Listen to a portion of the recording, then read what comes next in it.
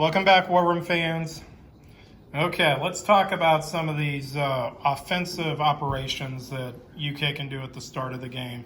Some counter-punching to kind of do something a little bit different that maybe the Axis haven't seen. So the first thing we're going to start out with is we're going to start with the Canadians up here, the 90th. They're kind of, they're out in Western Canada doing nothing. Sometimes they seem to be forgotten out here. One idea that I've done before is on the first turn or the second turn, depending on your orders, usually it's the second turn, they come up into Alaska.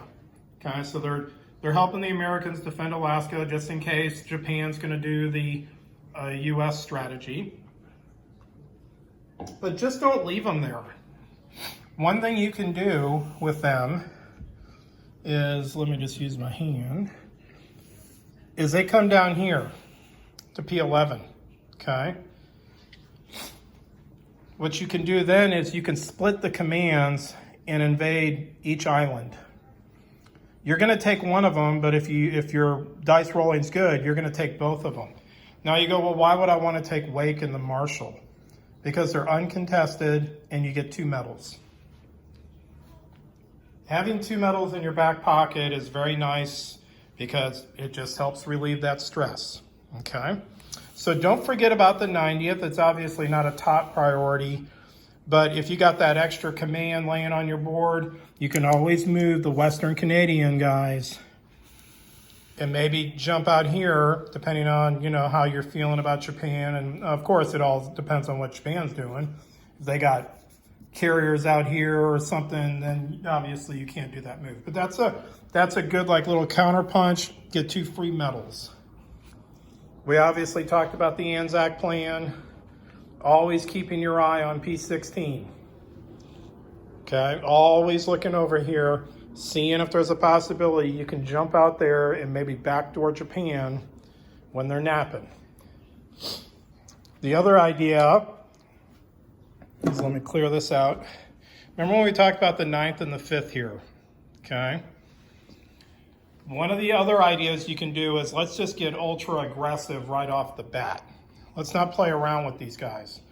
So on the opening turn, you send in the 8th here into P15, and you elect not to send the 12th Anzac to India. They come out in support.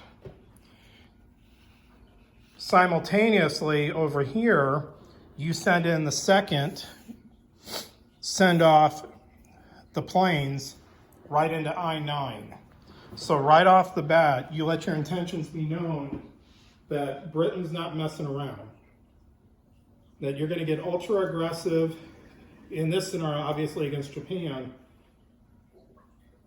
But that might take some of the heat off the United States a little bit.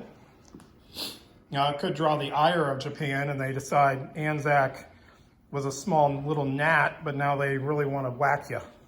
So they might start coming down on you.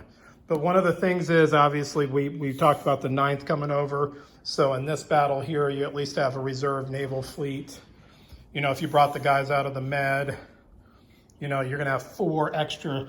So on that second turn of combat, you could bring in, 2 cruisers and 2 subs and really put the pressure on the Japanese Navy down there in the Money Islands, okay?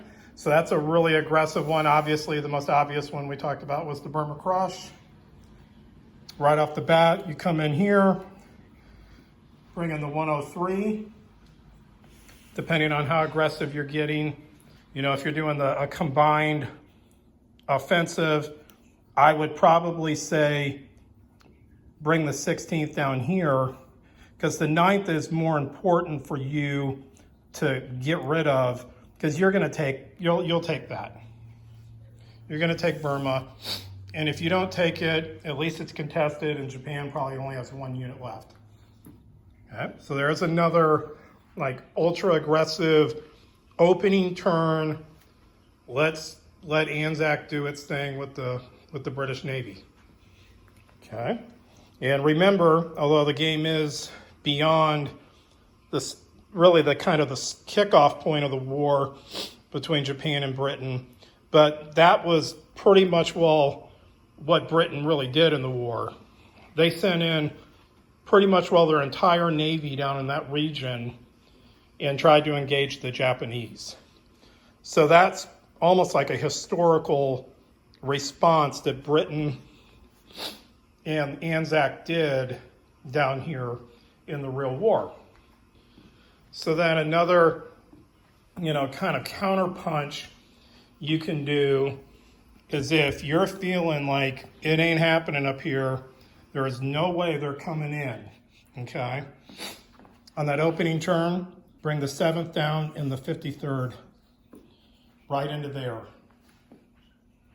That way, on the second turn, the 53rd can land in Gibraltar to shore it up, or take French Morocco and let the British do Torch and have them land here, okay? So that's, once again, getting aggressive with it, getting the Germans and the Italians on their heels right off the bat. And the other thing it does is, really early in the game, now Africa has, Commonwealth or British units on both sides of Africa. And so it puts the Africa Corps over here in some stress, because not only have to worry about Egypt, but now you got the French Morocco thing going on. And so they're having to defend all this oil. Instead of trying to take your oil, they're now concerned about their own oil. So that's a really good early counterpunch. The other thing you could do is, if you wanted to get like uber aggressive, was instead of taking the fleet out of M3, you leave them there, you bring these guys down, you break pinning, you bring in one battleship to M1, and that way you have a fleet in there already off the bat starting on turn 2. So that's another opportunity to kind of put the pressure on Italy, specifically their navy. Okay. Thank you, Caden, for redirecting the camera for me, bud. Okay, so those are just kind of like the big ones that I've experimented with, different ways in the opening turns to try to really put some pressure on them. Now, when you're talking later turns, like turn 4 or turn 5, that's when we get into the whole A6 scenario, where America and Britain just start piling land commands in A6.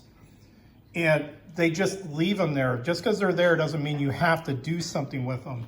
But it really makes the Germans concerned if the British have an 8 stack, the Americans have an 8 stack of land, there's more coming in. It really puts the pressure on Germany. So obviously you can go up top if you want. You can invade anywhere in here. It really messes with Germany.